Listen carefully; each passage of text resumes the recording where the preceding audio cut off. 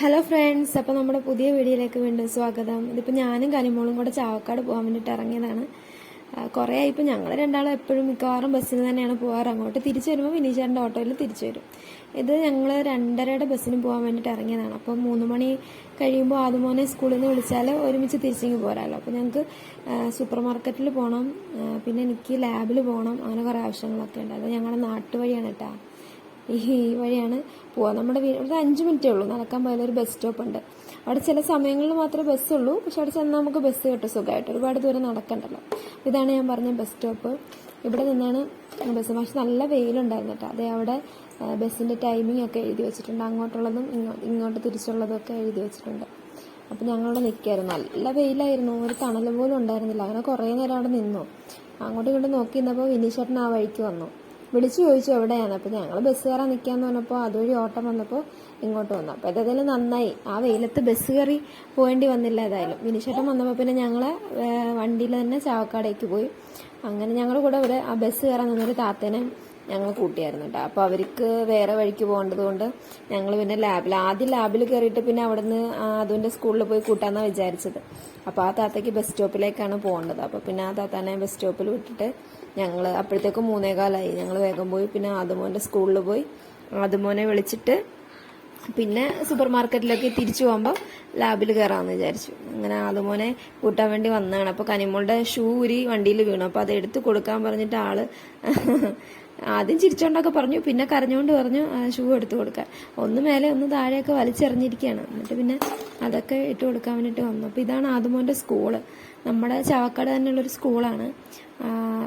ICSE syllabus ആണ് കേട്ടോ. ഇവിടെ നല്ല ഫീസൊക്കെയാണ്, പക്ഷെ എന്നാലും നമ്മുടെ മക്കൾക്ക് ഏറ്റവും നല്ല വിദ്യാഭ്യാസം കൊടുക്കുക എന്നുള്ളത് നമ്മുടെ പ്രധാന കർത്തവ്യം. അല്ലാണ്ട് വേറെ പലതും ചെയ്തു കൊടുത്തിട്ട് കാര്യമില്ല. അവരുടെ ഭാവിയിലേക്ക് നമ്മൾ ചെയ്തു കൊടുക്കുക ഏറ്റവും നല്ല വിദ്യാഭ്യാസം കൊടുക്കുക എന്നുള്ളതാണ്. അപ്പോൾ നമ്മൾ ഇന്ന് എന്നിട്ട് സാധാ സ്കൂളിൽ പഠിക്കുന്ന നല്ല വിദ്യാഭ്യാസം കിട്ടില്ലെന്നല്ല, എന്നാലും നമുക്കൊരാഗ്രഹം ഉണ്ടാവുമല്ലോ. നമ്മളും ഇതേപോലെയുള്ള സ്കൂളുകളിലൊന്നും പഠിച്ചില്ല. അപ്പോൾ നമ്മൾ നമ്മുടെ മക്കളെങ്കിലും അങ്ങനെ പഠിക്കട്ടെ എന്നൊരാഗ്രഹത്തിൻ്റെ പുറത്ത് ഞങ്ങൾ ചേർത്താണ് കേട്ടോ. നമ്മൾ എല്ലായിടത്തും അതായത് നല്ലതുകൊണ്ട് പോരായ്മകളും ഉണ്ട്, എല്ലാം ഉണ്ട്. എന്നാലും നമ്മുടെ ആഗ്രഹം ആ സ്കൂളിൽ വിടണമെന്നായിരുന്നു. അതുകൊണ്ട് ഞങ്ങൾ അവിടെയാണ് ചേർത്തത്. പിന്നെ തിരിച്ചു വരുമ്പോൾ ഞങ്ങൾ സൂപ്പർ മാർക്കറ്റിൽ കയറി. അപ്പോൾ ഇവിടെയാണ് ഞങ്ങൾ എപ്പോഴും കയറാറ് കേട്ടോ. അപ്പോൾ ഇവിടെ കയറി ആവശ്യമുള്ള എല്ലാ സാധനങ്ങളും വാങ്ങിയിട്ട് പോവാം. കുറേ കടകളിൽ കയറി ഇതാവേണ്ട ആവശ്യമില്ല. അപ്പോൾ ഞങ്ങൾ എപ്പോഴും മാസത്തിൽ വന്ന ഒരു മാസത്തേക്ക് ആവശ്യമുള്ള സാധനങ്ങളൊക്കെ വാങ്ങിയിട്ട് അങ്ങനെ പോകും. MK എന്നാണ് സൂപ്പർ മാർക്കറ്റിൻ്റെ പേര്. ചാവക്കാട് തന്നെ ഉള്ളതാണ്.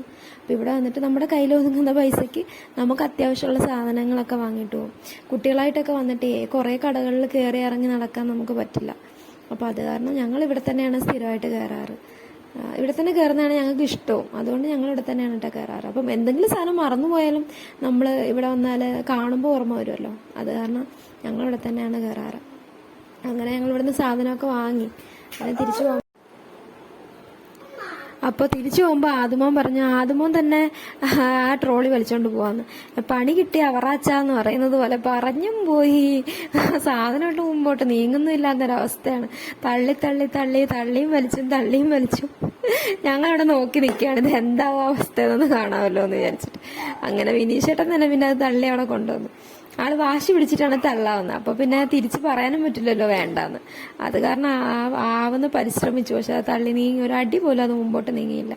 പിന്നെ ഞങ്ങൾ ഇത് ആദമോനും വിനീഷേട്ടനും സ്ഥിരം വരുന്ന ഒരു ചായക്കടയാണ് കേട്ടോ. ആദമോന്റെ ക്ലാസ്സിൽ പഠിക്കുന്ന ഒരു കുട്ടിയുടെ അച്ചാച്ചന്റെ ചായക്കടയാണ്.